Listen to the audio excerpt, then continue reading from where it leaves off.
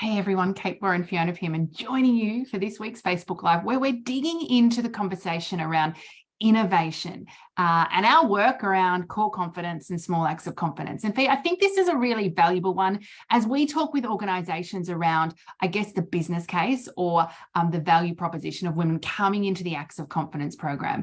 What we notice is there are so many different benefits around collaboration, innovation, risk management, of course, leading through to career progression, all those sorts of really good, important and metrics and things that organizations really value. But I think if we just focus today on the conversation around innovation and what gets in the way of innovation, I think the conversation around innovation, lots of appeal for people across organizations wanting to be involved, lots of focus for organizations who are wanting to be really competitive from the market landscape to actually go and create the market as opposed to follow the market. So there's lots of really good, I guess, signals and reasons to want to drive innovation in an organization. But of course, as we've started to dig a little bit more into innovation and what gets in the way, we've seen a lot of parallels and a lot of relevance to the conversations we have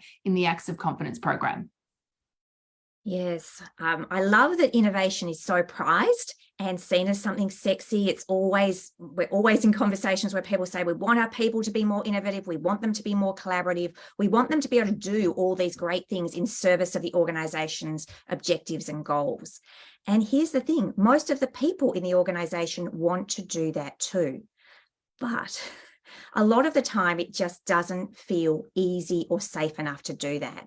And so I think the opportunity is to start to understand what are the behavioral defaults that are getting in the way and stopping your people from having the willingness or the courage, that what we call those small acts of confidence to do something that's outside of their comfort zone in service of the organization, taking some risks and doing things that are different to what's gone before. And I think, Kate, one of the places we will always start when we have conversations about asking people to do something differently is to get clear. It's act of confidence number one. It's incredibly important in our work. But what we do notice is when there's a lack of clarity, either overall in terms of what we're trying to achieve, but for the individual in terms of what's required of me right now and what will I need to do and what's okay to do, if those expectations, if that behavioral piece is not explicit, people will naturally be concerned and reticent about doing something that's outside of scope, that potentially goes wrong, and that maybe makes them look foolish or as though they're incompetent.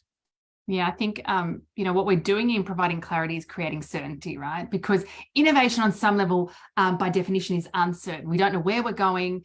We don't know what the outcome is going to look like in terms of the micro detail, but we might know kind of the macro context or, the broader organizational purpose in terms of what we're seeking to deliver upon in terms of a vision, a value, or a customer promise, for example. And so I think really starting to support people to understand clarity of what innovation looks like, what are the behaviors that fit in, and what innovation equals, right? Really explicitly articulating that, really explicitly articulating the why. I think that is equally important, why innovation is important. What we're seeking to do is create some foundational certainty for people. And what we're doing when we create certainty is creating safety. And so that people can really start to step in their full brilliance. Because what we know is when it's an uncertain environment, people are going to withdraw. They're going to retract because of fear, right? And that is active confidence number 5, fall down, get back up again, redefining your relationship with fear and failure, because there's all sorts of stuff that can come up when you're in that environment, particularly if you're being carved off and working in, innovation can often sit in a little team or function off to the side, quite separate for the organization. And whilst that can be amazing, it can also start to feel like you're jeopardizing the certainty of your career security or job security and future career pathways as well. And so really starting to create the certainty to make it safer for people to take action, but equally I think really, and we've seen this, it's been life-changing for us, it's life-changing for all our clients that come through AOC, is supporting people to really understand the stories they're telling themselves, which in and of itself really magnifies some of those fears that are present for them when they're engaging in this sort of work. Absolutely.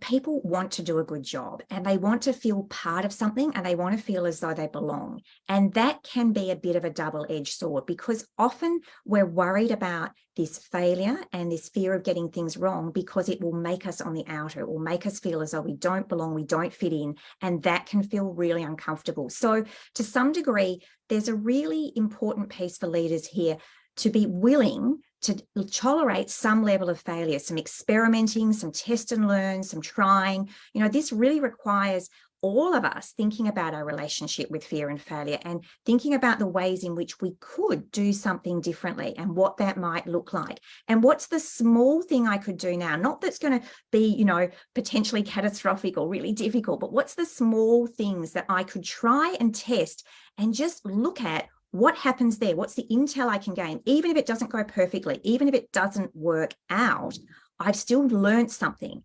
And I think that's the value here, is we stop focusing so much on the end result. Of course, that's important, but we're focusing on the learning journey that happens. You know, this is an important piece. You know, we can only be an innovation culture if we're willing to be a learning culture. A learning culture means we're sometimes going to get things wrong. If we harvest what we learn through getting something wrong, that's really valuable. It's valuable for us, but it's valuable for everyone around us. So the more we can start to reframe failure as feedback and as something we learn from, rather than being something disastrous to be avoided, it makes it okay for people to step up and to take those small acts. Yeah, and I think the final piece where the synergies around our work and the conversation around innovation and innovative cultures is really around collaboration. We've talked about it. And when we talk about collaboration, we actually really look at the concept of your relationship with asking for help. Because what's interesting is you step into that environment, which is uncertain. It's, you know, it's being created as we are in conversation often. Our ability to be able to recognize our strengths, what we're great at, what we're not great at, to be able to lean in and ask for help, to be able to be in good exchange and to put our ego aside and be able to really, I guess, be in that dynamic, not so much from an ego point of view where, you know, my experience or my assessment of being involved in that innovation, you know, experience or project is a function of what I can contribute, but equally able to kind of sit back and go, you know, this is what I can contribute, and I can value and ask for other contributions because I know that it is the sum of the, what is it? The sum of the parts is greater than the whole. Have I said that the right way? I always get it right. I think the whole is greater than the sum of the parts, but it's all good. I knew as I was saying, I've got it around the wrong way and I couldn't work it in my brain. You know, but we know that actually everyone's contribution is valuable. It's not just about the piece that I bring, right? It's the collaborative conversation that actually is almost the driver or the catalyst for innovation. It's only great innovation happens when I can lean into the behaviors that sit around collaboration. Of course, one of those is active confidence. Number 4, ask for help. Yes, I think we underestimate this one. And every time we do a program, we have people with us, it's really fascinating to notice how difficult it is for people to ask for help. This is something that we have made a lot of meaning about. We have a lot of stories. We tell ourselves about other people will judge us if we ask for help, that we won't be seen as competent.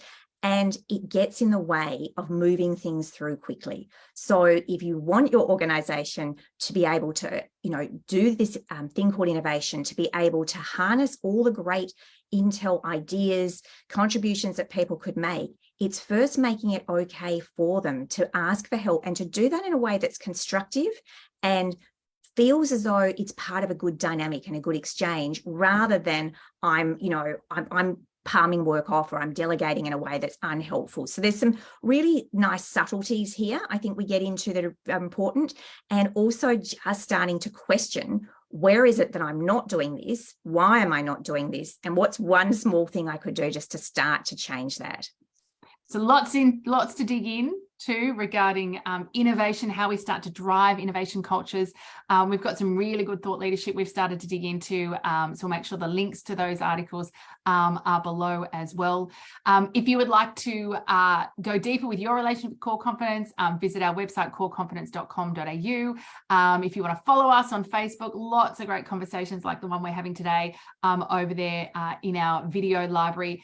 Feel free to head over there. And of course, if you'd like to like us on Facebook, you'll be notified when we go live.